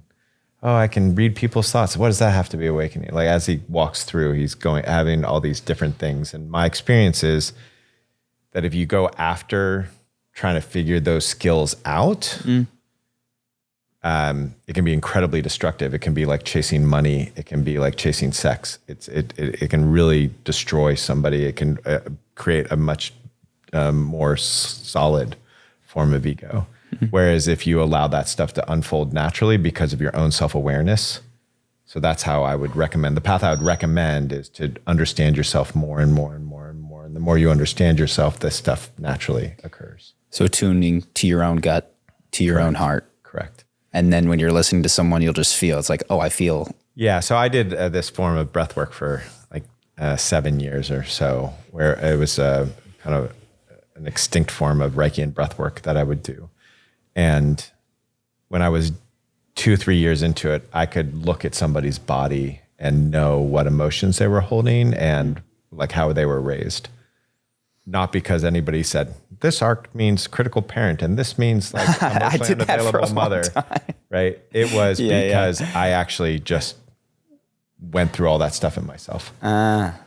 And so that's the way I recommend doing it, because that's the thing that actually gets you to the freedom that you're really looking for beyond the power of being able to do it. Yeah, I've had at times a spreadsheet approach, which is like, if, she posts these kind of photos on Instagram, the dad wasn't there, whatever it is. And people don't like to be analyzed that way, even if it's true. And it is not actual empathy. It is a repetition of what someone who had empathetic attunement might have said in the moment. Yeah. Exactly. Okay, so that makes sense. Go through oneself and it'll just sort of unfold. What's going on with you when you're having your conversation? My first question is, why did you think that would be a point of our disagreement? Because it sounded like there was some part of the traditions that you had. It actually, so it was an assumption on my part about Kundalini work. Okay. Which is that oftentimes there's, this is the thing that you will get from this Kundalini work that I've seen in the real world. So that's where I thought we might disagree. Yeah. So I mean, I don't think we're going to disagree. Okay, great. Yeah. Clearly when I saw your face in it. So it was like, because I think like, and that's the key thing. That was an assumption that you were not to blame you or anything, right? But like, I don't feel that didn't come from me. It came from your understanding of what Kundalini work is, right? Yeah. So in a sense, anyway, I don't know. I was just kind of confused because I was like, no, this is it. Exactly. Yeah. So can I ask a specific question about this? Last time you were here, we sat down after and I started sharing with you that, there was stuff coming up in my life and you're like, I see that. And I said, what do you mean you see that? And you said, third eye shit. Yeah. And I'm curious if you could elaborate. So, absolutely. So I think this is what's really, this is going to get like a touch theoretical. Sure. But not the touch theoretical. I realized something recently. Credibility is very far away from truth. So like, I love that. He gets so it. Good. So I'll walk y'all through it. Yeah. So if I want to say something that's credible, let's say I want to say something to you and I want to make myself credible. How do I make myself credible if I'm talking to you? You have to understand my world to a degree and speak I have to understand your world, right? Yeah. So the more ignorant you are, the more credible I have to be. Mm-hmm. You kind of get that? So credibility only works when why do we need credibility? Because we don't know, we don't trust. We don't know that this thing is true, right? That's why we need to be credible. I need you to believe me, but believing requires an absence of knowledge, like by definition. If I know where my keys are, that's different from believing where my keys are. One is a statement of fact and one is a statement of belief. One is a statement of ignorance. So one of the things that I've started to do recently is like worry less about being credible. I showed up and I tried to be credible, but what I realized is like credibility assumes the ignorance of the person. But truth is truth. Whether people believe it or not is like up to them. The more knowledgeable they are, the more they will know that I'm correct, which is why you laughed, right? And the less knowledgeable they are, the more they're likely to think that I'm an idiot, which is like, okay. I love this. I just want to say you've helped me a lot with this, because the phrase that I've understood from you is, it is not your responsibility to be understood. It is your responsibility to speak the truth. But I have often done the work of being credible, of making myself understood. And in such, I'm diluting the me or whatever it is that I'm saying. So I think there are times where it's important to be credible. So when I'm a doctor, like I want to be credible first and truthful second. But there are times where there are times for credibility and there are times for truth. This is a conversation where I think truth comes first. So what Joe is describing, as he does this kind of work, is in the Sanskrit, the word, this is a siddhi. I don't know if you've heard that term, but so this is really fascinating. There's like this thing called Patanjali's Yoga Sutras, which is like the Bible of yoga. So if you like look at like the seminal text on what we call yoga, a dude or maybe lots of people named Patanjali, woman, we don't really know, wrote this text about what is an asana, what is a posture, how does the mind work? Like it's like all the really basic stuff that modern science basically like follows. Like all the stuff about meditation and things like that, like it's basically rooted in Patanjali or captured in Patanjali. The third chapter, it's 4 chapters. The third chapter is really short. And it's just a list of things. So he says, like in chapter 1, he's like an asana, any yoga posture has 2 requirements. That's it. There are all these postures, downward dog, this, that. All the asanas have 2 things in common. One is that it's stable. It's not motion. The second is it brings the attention to the present. That's all an asana is. You can make whatever asanas you want. You can make up your own yoga postures. As long as you are stable and you are focused on the present, that is the asana. That's the essence. It's the equation. Chapter 3 is the development of psychic powers. And he's like, by the way, if you do these practices, you will develop these powers. These things are not believable. Fair enough, whatever. They're not credible. Fine. He just says, by the way, this is what's going to happen. Addendum. Not addendum. He's like, if you walk the spiritual path, you will develop abilities that will appear supernatural. Appear. Appear. Yeah. Really critical word. Yeah. Well, that's why we add it, right? Yeah. They're not supernatural. Yeah. They're just hard to access. And there's a whole conversation, which I can go into a bunch of detail. I've had a lot of, I'm not saying I'm psychic or anything like that, but there's like whole systems of understanding this stuff. But these things are also incredibly dangerous. So I want y'all to understand, and I think Joe gets this. So a little bit of what we do seems exceptional. It's not exceptional. So like people will, it's exceptional, but it's not supernatural. So people will like ask me, right? So like I'm a psychiatrist. This is how I know what I do. No, I do what I do because of my spiritual practice. Not psychiatry's there and it has a role, but my intuition and what I know about people in the same way that Joe knows things about people and stuff like that, I don't think that can be taught in psychiatric training, because if that was taught in psychiatric training, the majority of psychiatrists would be able to do what I do. And it's not that what I do is special. It's just like, if you train in that way, you will learn how to do that. Very simple. Joe has trained in that way. I have trained in that way, which is why we both do it. You can train in that way. Anyone can train in that way. A big part of what we do in our community is try to teach them that stuff so that they realize, I'm not special. You can do it too. It is your birthright. Right? So I get to where Joe gets, but like I come there from a different way, sort of. Yeah. So the other thing that's really scary is like, I see these posts sometimes on the internet of, if I were a billionaire, I would just start fixing problems. And okay. So this is like really a statement of ignorance. Like the moment that you have great power and you start exercising it, you realize how much you fuck things up. So like the moment that you have something really powerful, like let's just say hypothetically, I'm not even saying these things exist. Okay. I've hypothesized neuroscientific mechanisms through which we can do quote unquote supernatural things. It's not really supernatural. It's just a finely tuned empathic circuit, attending in the right way, like all kinds of stuff, which we can get to in a second, about what I do, how I would explain what I do, which I think is the same as what not the same, but the same. Yeah.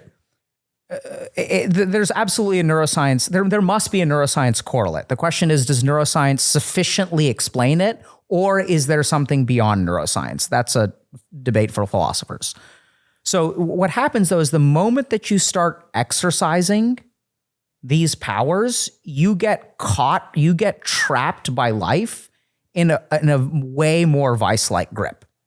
And I think this is where, like you quoted a Zen parable. Yeah. I'm going to quote, I think it's Notorious B.I.G., mo money, mo problems, which is really confusing for people until you have it. The number of patients that I've had that have windfalls of cash flow, speaking of ketamine, will burn through millions of dollars of drugs, right? Like their lives get, and it's not that money doesn't buy happiness, it does. It buys happiness up to a point. If you can't pay your bills, like you have no financial security, money will absolutely remove the things that get in the way of your happiness.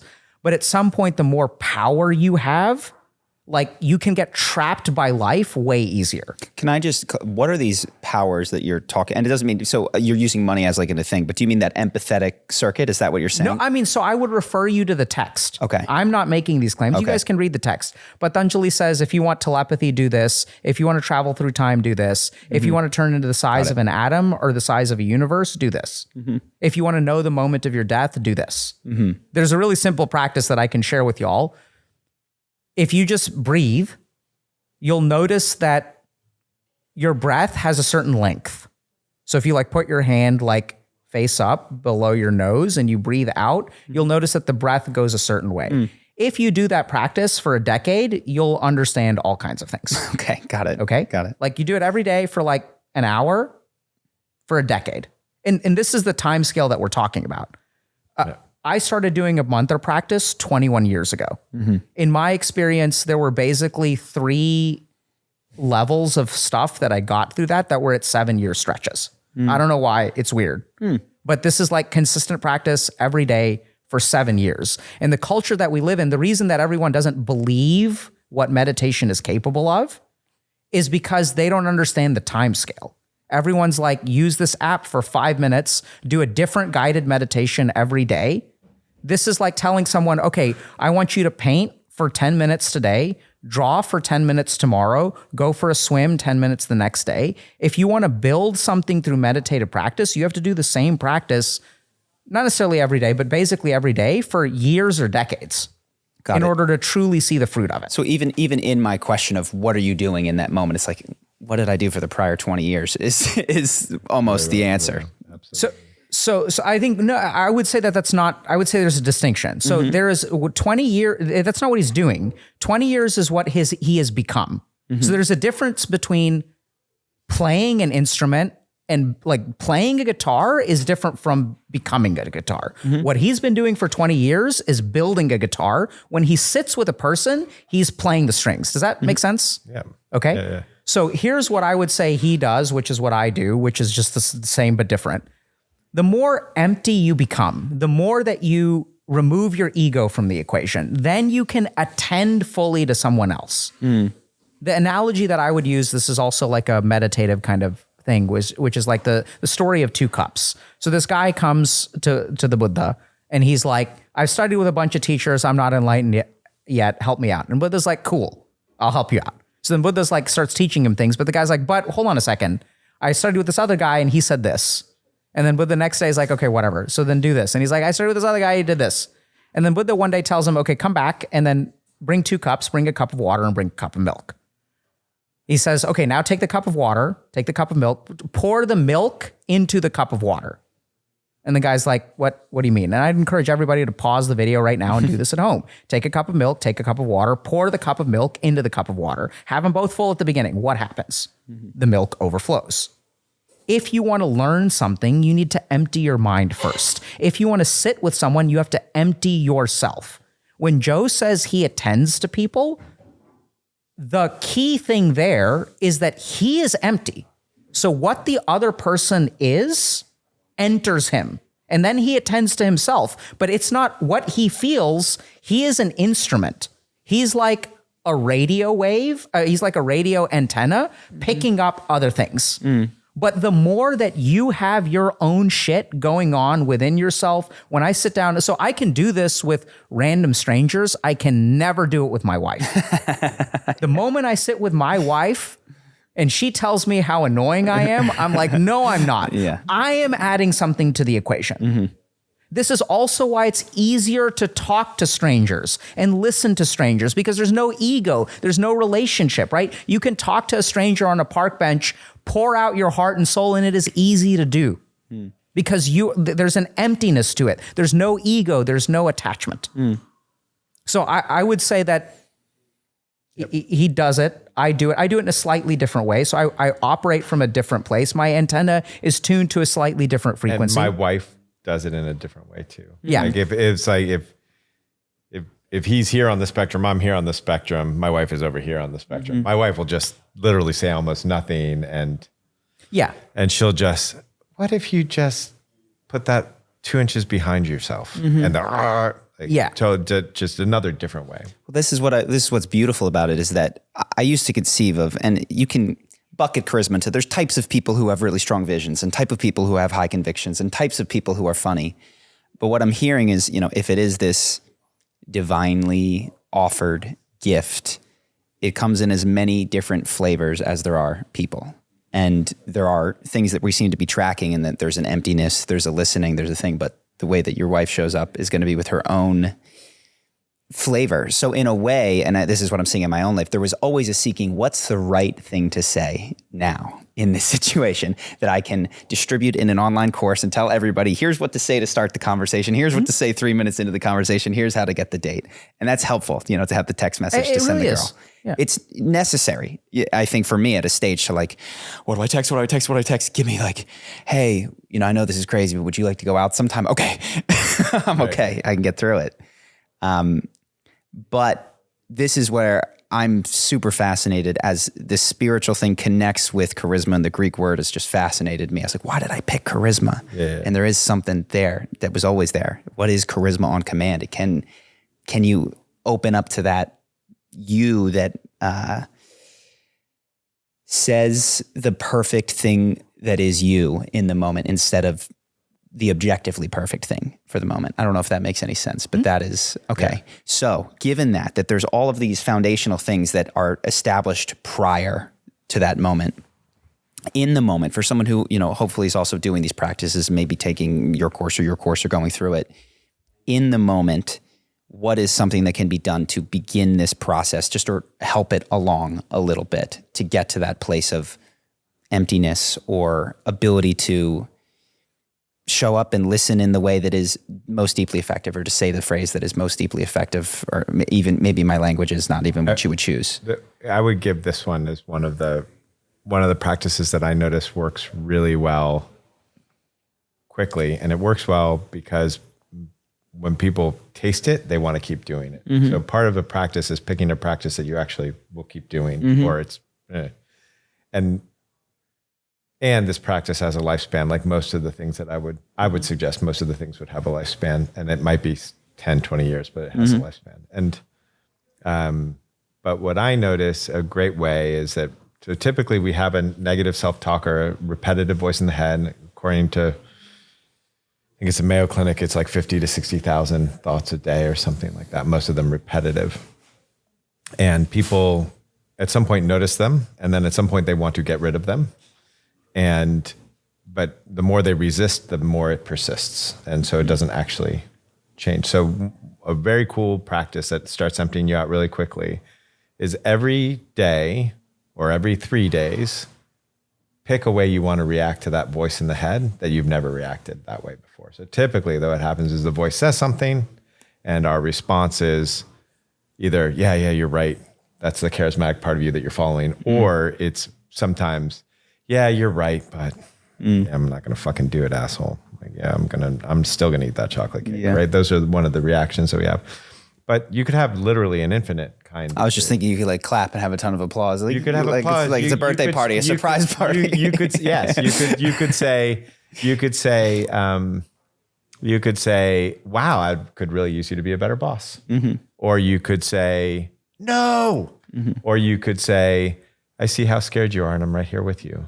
You can have literally 100 different responses. And what I'm noticing in me is that some of those felt like, oh, I want that one, and some of them didn't. So even in just listening to those options, I was like, well, I like that last one the best. Like I see. And so, but my recommendation is experiment for a while. Just get to know what happens to that internal self-talk that we consider to be us. What happens when you react to it differently? And I find just the experimentation will help you unfold the thing very, very quickly. A lot quicker than for me. I notice people unfold it a lot quicker than some early stages of meditation even. And it's really important. The critical point is you're not trying to get rid of it. And the critical point is that it's an experimentation. You're learning about it. You're in wonder about it. And if you can do that with the internal self-talk, it is an incredibly effective tool. And I'm hoping that what you're about to tell me is that there's a Sanskrit word for this practice, but I haven't seen any other. I haven't seen it. So once again, Joe, I'm impressed by. So I could give you an hour-long lecture about why that's a great practice. That's cool. But the two things that I would say is first is if that practice is hard for you, I'll give you guys an introductory practice because I love it. I can't top that. Yeah. All I can do is give you an on-ramp onto that if that's hard. And that is brush with your non-dominant hand.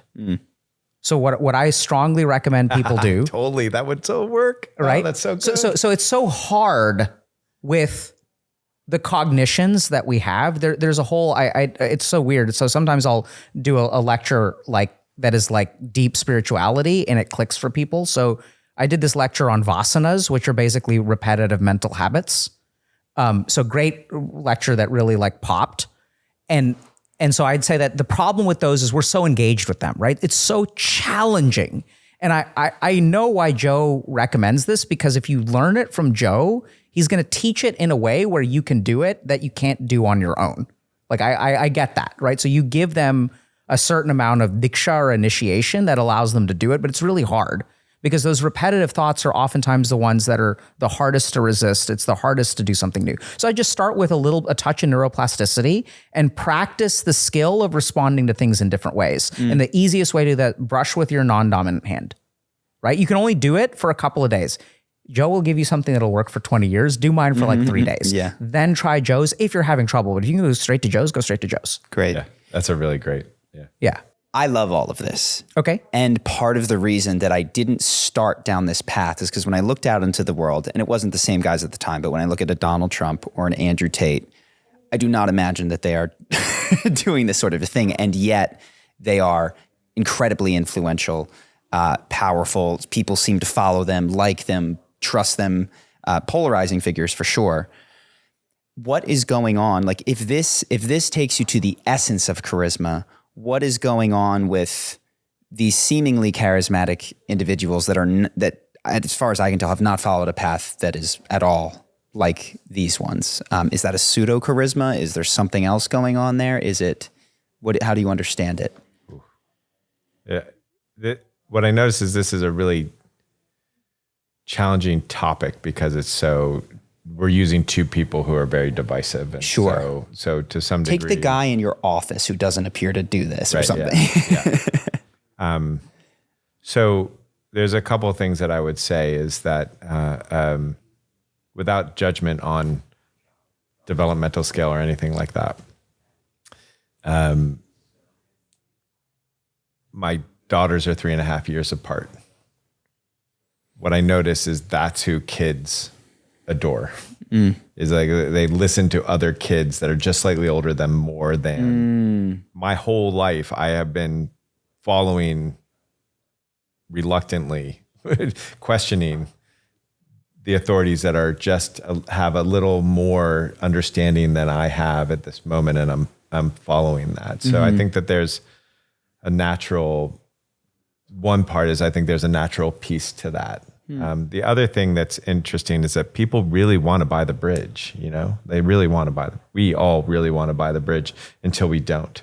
So there's something natural in us in the evolutionary path to have somebody who has the answer, has somebody who feels assured, who feels conviction.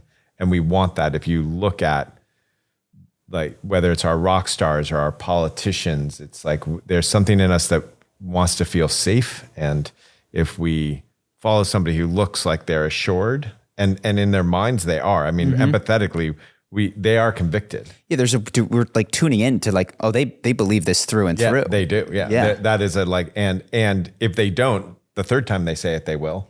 And so there's like this part of us that it's like, oh, cool. There's some conviction that I don't have to actually take responsibility for myself. And then I think there's something really that's another part that makes it that and so some of it is this very natural thing that we want. I think the other piece that's occurring is that as a society, like we talked about, like as a society, we want homeostasis, we want balance as well. And so what I notice is that when any side gets righteous, when if there's no naysayer in the room, eventually the naysayer comes up. If any side gets righteous, there's the other part of it. Yeah. And so, but to me, the more great question, the question that is more productive, the more productive question is, when you're faced with somebody like that, how can they be an avenue to your freedom, to your unwinding, and can you see their point of view? Can you understand the value that they provide? Can you not see their point? Can you see outside of their point of view? Can you not see can you use them as a way to dissolve your ego? Assuming there's an ego, but right, can you use that person as a way to dissolve? And it was funny, you said earlier this great thought of, there's a joke in your community about being a guru. And if anybody calls me a guru, oftentimes what I'll say is like, I'm just like a guru. I'm just the next iteration where I want all the power to be in your hands, not in mine. And it's a good one, right? Love it. But it's that same thing. It's like, if that person has you pissed off or enraptured they got you. They got you, right? That you're not actually in yourself anymore. And there's so much to learn about your trigger, about how your projection or all that stuff that can get to your own freedom instead of like, what makes them that. It's interesting because the opposition to Trump and the opposition to Andrew Tate is arguably the thing that has fueled absolutely and that same thing is occurring internally, which is when you see someone who is so certain, so this, so that, and no, they're not. And instead of like what breaks inside of me or what hurts or when I come into contact with that, that's an interesting practice. Yeah. And that's and we all want to be able to fall. Oh yes. Take care of me. And we all want to resist it. It's like, and all of that's in ourselves, and it's all happening in ourselves. If you're really bothered by Donald Trump, I guarantee you have a voice in your head that sounds a lot like Donald Trump. This is how, oh, interesting. Yeah. And if you, right. So anyways, that's the place where I think that there's freedom rather than to, I like the Jungian psychoanalysis, but so for me, I'm conceiving like the return of the repressed, the externalization of the shadow in me, which is, when I look at it, it's this repressed power drive, this unashamed, I take, that is out there, and I'm good with that, and I have no issue. And then I look, I know you don't want to go into it, but I look at the left or the Democrats, there's this hidden power drive, that is not claimed in the same way. Interesting. Yeah, I've working with CEOs a lot, really powerful CEOs. What I notice is if they fully are like, I want power and this is power and they are incredibly dangerous people. If they are fully, I don't want power, I'm not the most powerful, they are incredibly dangerous. That was people. me. That was me. Not that I was hurt, but yeah. It is like to acknowledge the power that you have to not run away from your narcissism, to love all of that as well, both disintegrates it and also just on an actionable level makes you far safer. And it's the rejection of both and the grasping of both that makes you dangerous. And if you have a lot of power. Yeah. Anything that comes up for you around that? Yeah, so I love Joe's answer, and I'm going to give a completely different one. Cool. So I think if we go back to like the mechanism of, okay, there's the sleazy charisma, there's the authentic charisma. I think what a lot of people will kind of potentially jump to is like, oh, they have the sleazy charisma. I think this is where the model, Yeah, that's not true. It's not true. I agree. So, and that's like their own judgment, right? So I think what they really speak to is how much of a dyad charisma is. So why are they the ones that are popular? There's 1,000 people who are saying 1,000 things. They're the ones who have floated to the top. For someone to be charismatic in that way, they must have an audience. So if you want to understand why they are charismatic, you must look to the audience because they're the ones that are watching them. Yep. So here is the harsh truth that I think not many people are willing to accept. So if you're a man in the world today and something doesn't go your way, no one is there to help you. So speaking of Democrats, I'm not saying this is right or wrong. I'm just making an observation.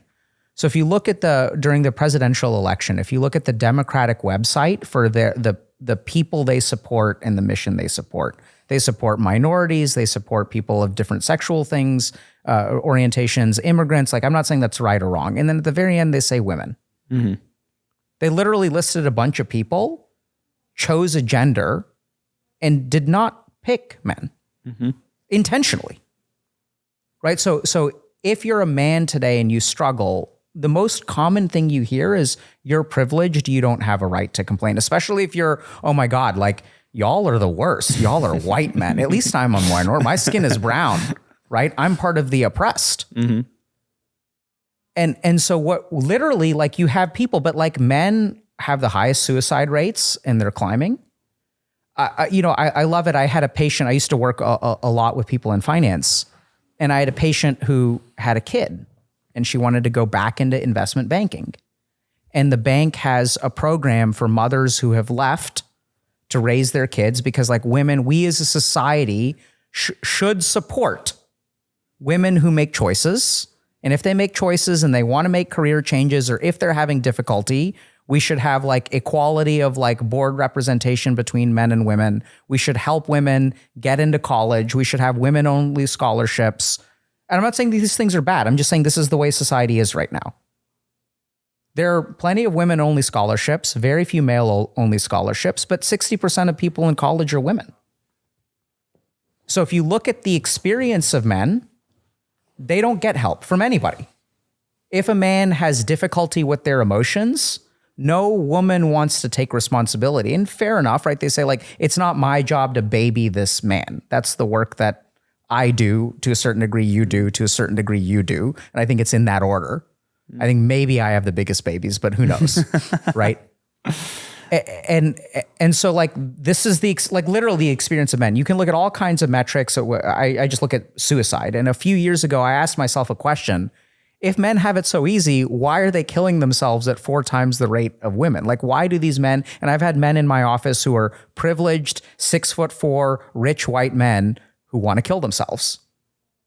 You know, like, have fantasies of tying a noose around their neck, tying the other part of the noose to a tree, getting in a car and slamming on the gas pedal. So, like, what is going on? Like, are they privileged? Yes. And there's more to the story. Do they have advantages? Yes. And there's more to the story. But we live in a society that does not accept that. So the weird thing is everyone thinks that Andrew Tate is super toxic. He's the most validating voice.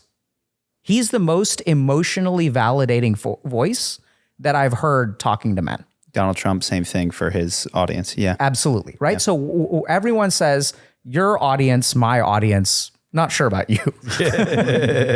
Right. So, like, our audience, Charlie, is, I mean, this isn't true really, but like, it's losers, right? There are a lot of quote unquote losers in our audience. So what we realize is there are a lot of young professionals. The average age in our audience is now like 32. It's like 30 to 35% women. So I'm sort of making a characterization that's not really accurate. But there are a lot of people, dudes out there who are struggling, feel like losers, trying to fix being a loser. And what does the world tell them? The world tells them, you've got a bunch of advantages. You're fine. You should, and if you're not fine, you should be fine because you're a privileged man. There's one person who tells them they are shit, and that person is Andrew Tate. Andrew Tate says, you are shit. Let me help you. From beta, you're a piece of shit. I'm going to validate your experience. There's a validation and a reality pacing. You're right. Yeah. You are. The world is unfair. There are 1% of men who get everything, and 99% you are a fucking loser. Here's how to change. Versus people are like, that's not true. Love yourself. Exactly. Exactly. The other thing about their charisma is, in both of the cases that you mentioned, is that they're really not self-conscious. Yeah, deeply. Yeah. Right? They're really not self-conscious. Like, one of them hugged a flag. You know, like that's like performance art, lack of self-consciousness. That's like an amazing lack of self-consciousness. Yeah. And I think that all of us want that.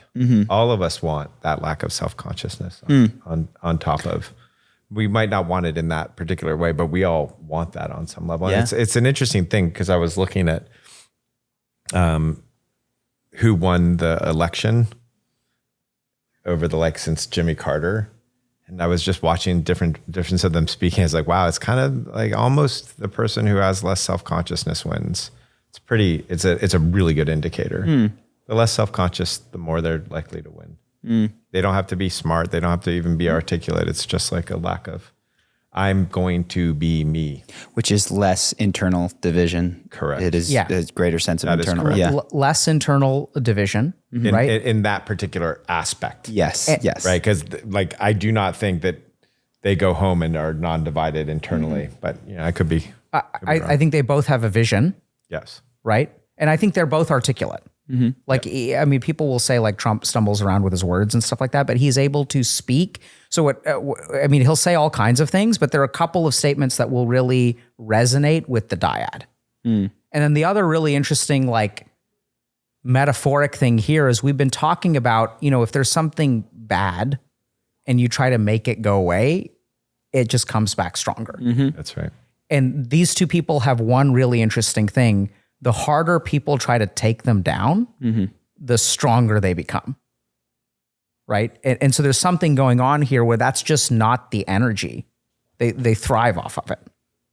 Right? Because what it does is it galvanizes their supporters. It creates more of an us versus them kind of mentality. And I think I know. I mean, so we talked with Sneeko a while ago, and I don't know if it was you or someone on your channel. I did the video. Yeah. And so I think like people will sometimes blame us for talking to platforming toxic dudes. My conversations with like Sneeko and Aiden Ross and some of these like toxic people are some of my most favorite conversations. I know this is going to get me a lot of flack, but I think they're good dudes. I think your handling of it is exactly the antidote and is so important and is so inclusive and does not leave anyone behind. I love watching those conversations. Right. So that like, oh, like you shouldn't talk to bad people. Then like, what do you, and I'm not saying you shouldn't talk. Some people say you shouldn't talk to bad people. And then I'm like, well, then what should you do?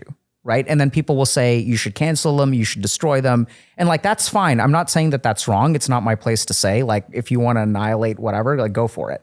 That's not what I know how to do. That's not my gift to the world. That's not the methodology that I've seen works. And so I think these are people that we should be, I completely agree with what Joe is saying about these people serve a karmic purpose of like awakening. Like if you really have problems with these people, look within yourself first, right? And see what's your issue. What are you really angry about? How can you not understand?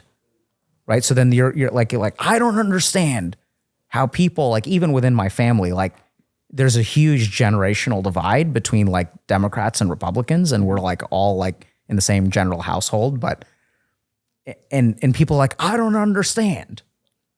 And people say that reflexively, right? Like, I don't understand how someone could follow Andrew Tate or vote for Donald Trump. Then the first fucking thing you should do is understand. Don't judge. Try to really figure out, because clearly they are doing something that matters a lot to a lot of people. And if you ever want to change this dynamic, good diagnosis precedes good treatment. It starts with understanding. Then you can figure out what to do. Trying to take them down may work, may not work. I have no idea. But I think that there's something really like powerful going on. And I think that like kind of like what Joe is saying, I know it sounds kind of weird, but like whether this is good or bad depends on what we do with it. Yeah, absolutely. I think that it's an interesting thought process, right? If you are in a place that is harmful to you and you are seeking help, you're typically not seeking judgment. You're not seeking egoic judgment. We know inherently that if somebody can show up with us as a human being and be with us as a human being, that's probably one of the most effective ways for us to heal. And the thought process that I love around this is, imagine that you go onto an island and you have all the food and water that you could ever use in this island, and you're there with 12 people, and those 12 people all happen to be saints. And saints, they draw boundaries, they take care of themselves, but they unconditionally love you. They love you unconditionally. They don't accept everything you do, but they unconditionally love you. And now imagine you're stuck on that island for a decade. Like, what happens? Who are you when you walk off that island?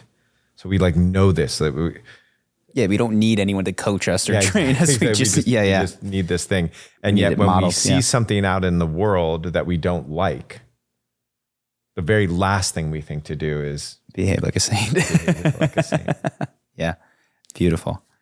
Would love to continue, and I want to get you fed. Yeah. So thank you both for sitting down with me today. No food for you. No soup for you. Amazing chatting with both of you guys today. Yeah, it was an absolute privilege. Oh my gosh. Yeah.